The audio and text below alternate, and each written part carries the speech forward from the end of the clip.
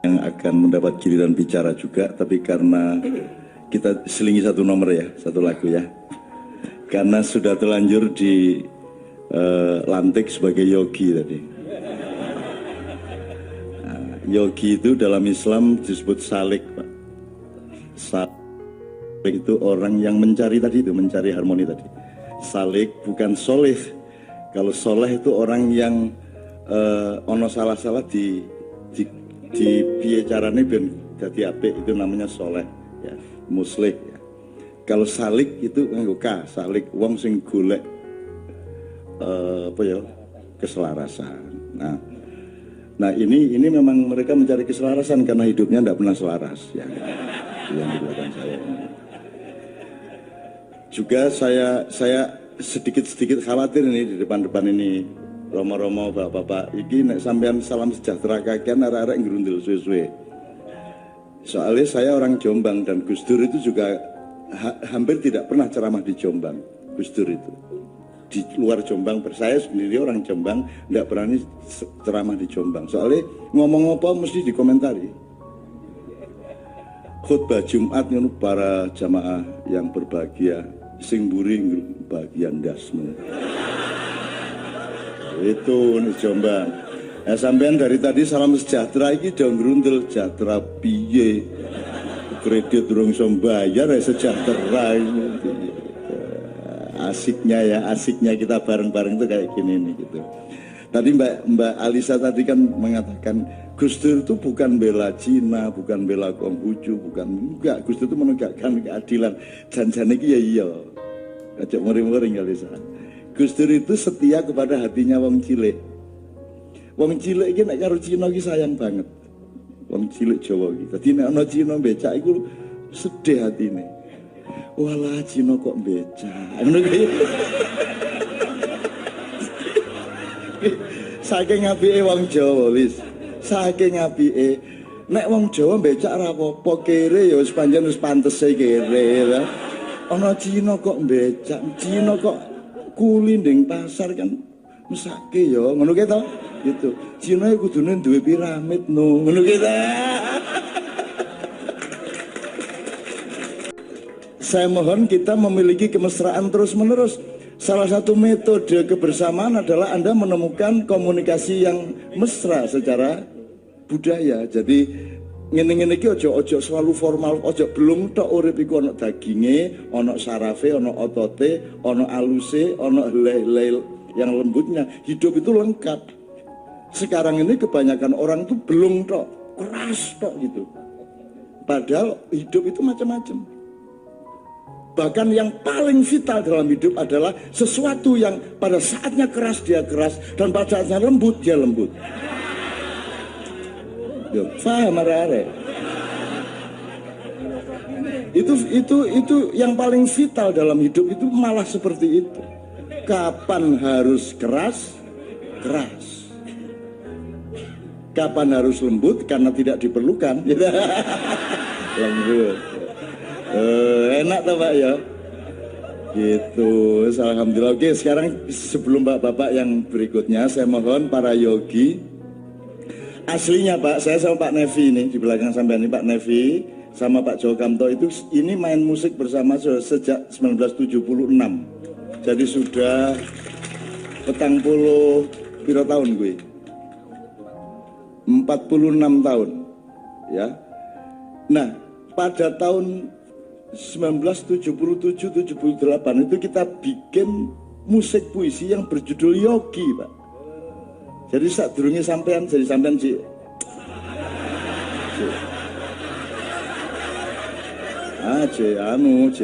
Umbelen. Kita jadi waktu itu kita bikin musik Bali, syairnya judulnya Yogi. Tapi kelingan puisi ini, sing memandang pantaimu Bali. Aku melihat di seberang laut itu bersila seorang yogi. Stop waktu penyair. waktu itu. Nah, supaya agak menjadi informasi saja, kalau saya itu jangan diperdulikan. Saya itu ada, ndak apa-apa, ada yang ndak apa-apa, ndak ada pengaruhnya apa-apa kalau saya. Jadi saya itu ndak peduli juga mau seniman, mau kiai, mau gus, mau bapak-bapak. Saya tidak pernah peduli sama diri saya sendiri. Saya penuh hidupku oleh cintaku kepada Tuhan dan umat manusia. Sampai diriku sendiri hilang entah kemana. Hanya saja setiap tengah malam aku menemukan diriku tergeletak bersama Novia.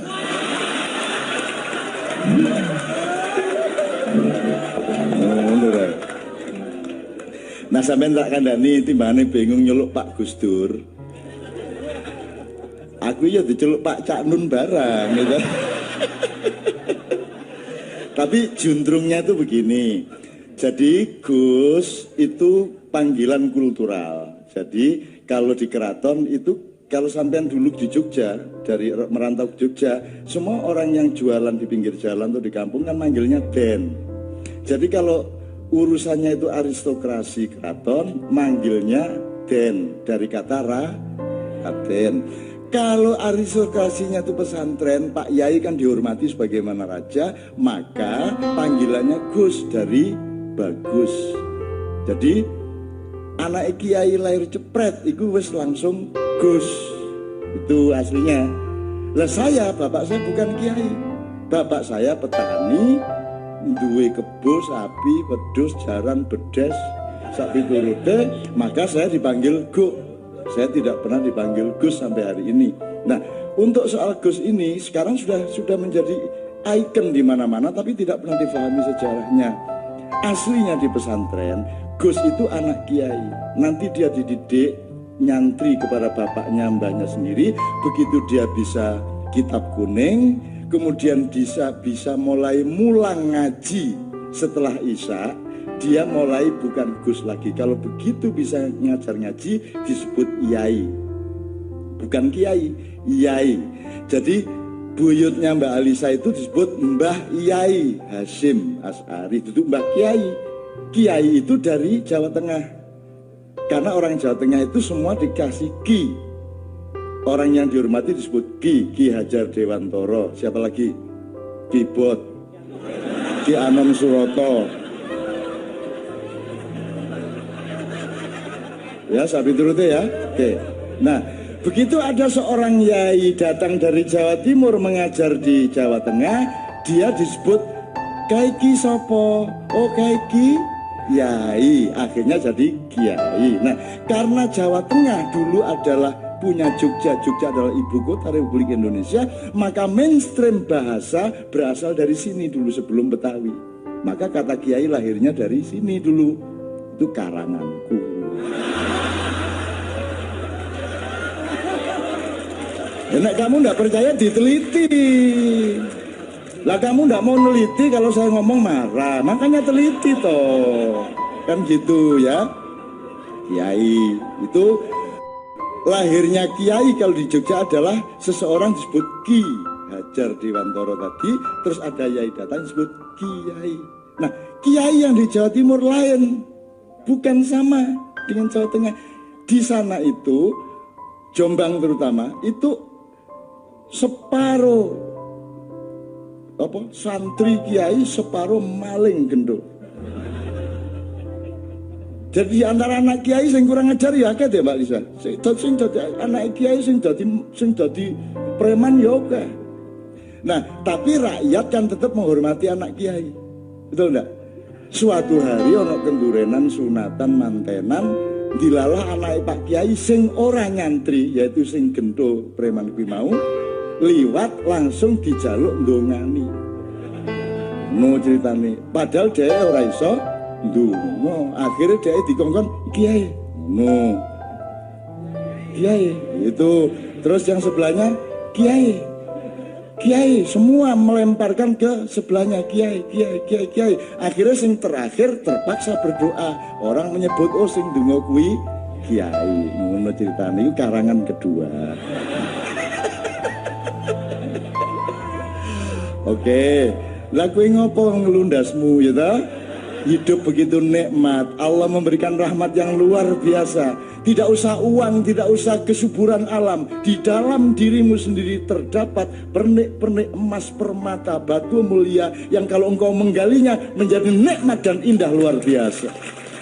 Nure ya. Tambah didik ya. Iki Ali saja seneng hati ini. Jadi gue ini kalau Gus Dur ya rasa nyerem-nyerem ke. Gus Dur ki nakale pol. Nek cara Jawa Timur melunat. Melubut. Nek mbeling ana eleke titik. Iki melunat itu supaya nakal. Dan itu enggak waktu kecil tok, sampai tua loh sih nakal. Gus Dur. Jadi pada suatu hari Bapak Ian belum pernah dengar sampai. Beliau kuliah di Mesir, tinggal di Kairo, satu kos sama Gus Mus, yaitu Kiai Haji Mustafa Bisri, tempat kosan. Nah, biasanya ada mahasiswa-mahasiswa baru dari Indonesia, ada santri-santri baru, maka harus melewati perpeloncoannya Gus Dur, karena Gus Dur itu tiap hari gangguin semua mahasiswa. Nanti rek kuliah Gus, apa kuliah bal-balannya karo aku, gitu kan? Nah itu Gus Dur. Apa kuliah barang itu, kan untuk bal-balan karo aku, gitu loh. Sampai Mesir itu kesebelahnya sangat terpengaruh nama Gus Dur. Jadi Mesir itu tidak pernah mau ngegulin sampai 2, karena sangat fanatik kepada Wahid.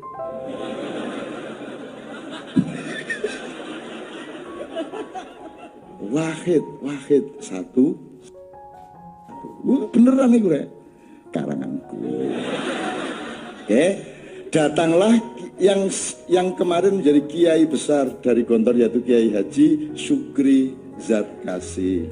Datang arep kuliah ning Al Azhar Kairo dan harus sowan kepada sesepuh. Siapakah sesepuhnya? Kiai Haji Abdurrahman Wahid, kan gitu. Begitu medaya Gus nyuwun sewu kula nuwun assalamualaikum. Lho Syukri ta?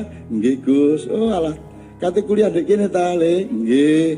Ingin mlebu lungguh. Terus ditemui sama Gus Dur. Terus Gus Dur bengok, Mus.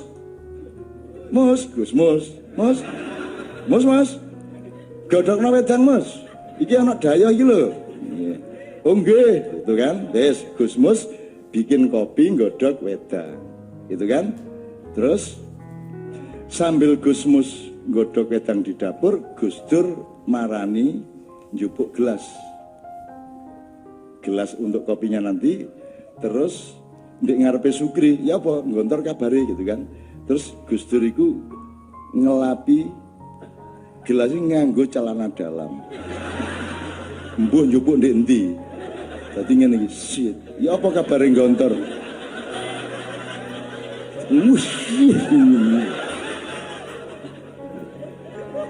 Sukri ngene, sae Gus. Ya tapi gini, ya apa iki? Iki mesti kate disugon aku iki. Lah kok nganggo kathok cendak iki. Gitu. Guys, pokoknya terlenger sih iki disep ngene iki. Dan Gus Dur dengan dingin, ya apa? Lah Abah piye Abah? Apa sehat? Nggih sehat ngono. Santrine nggontor pira saiki? Es. Tiba-tiba Gus Mus teriak, Gus Dur niki pun umep banyune. Oh ya, terus Gus Dur ke dapur. Kira-kira 3-4 menit diseduk apa jenenge diracik ya, terus Gus Dur nggawa gelas nyukur lepek, terus diaduk karo mlaku karo mudak kopi nganggo sikat gigi. Sukri ngene lo. Terus wes sak sikat gigine disugone Sukri iki. Diombe Kri. Wes ngono ta, dadi kowe iki ngerti ya. Kowe nek kepingin dadi wong ampuh kaya Gus Dur, mulai sesuk gawe kopi ya ta, golek sempakmu sing wis lawas, dinggo ngresiki gelasmu, ngono ya. Iki jare Jare Mbak Alisa tadi, sing kok tiru ilmune, sing kok tiru mutune, ojo kebiasaan-kebiasaane. Engko sing kok tiru kathok cendake, sing kok tiru sempake, sing kok tiru sikat gigine. Wong Gus Dur iki dipecat karo MPR metu istana kathokan cendak kemul sarung kok. Kemulan sarung ngene iki.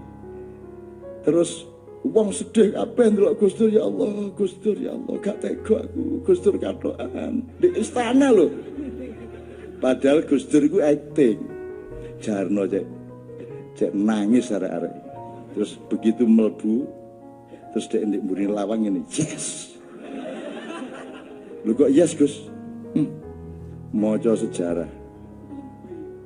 Dari Kaisar Konstantin sampai Presiden Perdana Menteri Indiae Ratu Mojopahit, Ratu Sima Sriwijaya, ono ta sing wani ndek kratone ndek istanane kathokan cendak.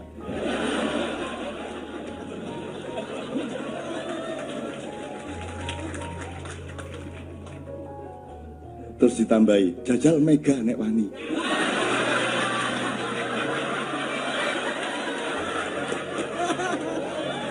Ditambahanku dhewe. Nyuwun ngapunten, ayo jenenge guyon oke ya.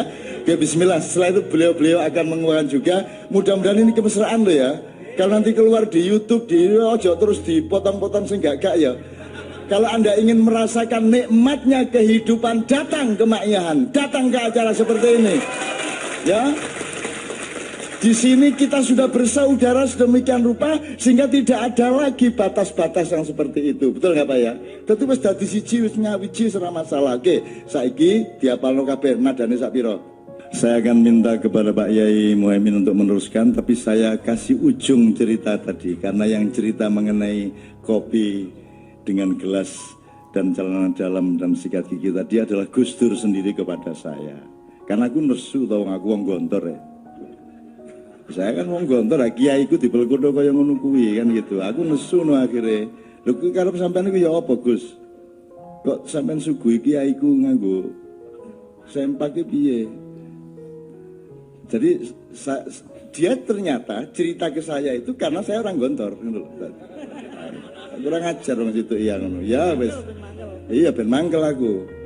Terus Gus Dur guyu nyekekek kayak biasanya toh, nyekekek. Sampeyan iku cak. Lho apa iku sempak iku lak mergo dipotongi ngono iku kain bersih kok gurung tau dienggo. Itu kain biasa cuma bentuknya sempak. Jadi makanya nek ana apa-apa iku ndelok esensine, aja ndelok bentuke. Aja ndelok raine, aja ndelok identitasnya, tapi lihat perilakunya kan begitu.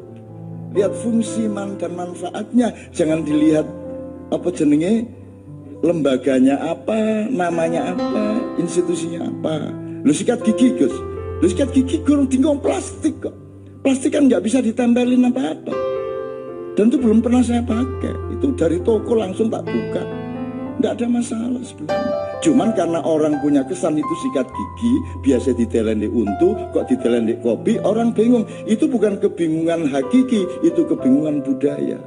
No. Jadi Anda jangan tertipu oleh hal seperti itu. Begitu penjelasan Gus Dur versi saya.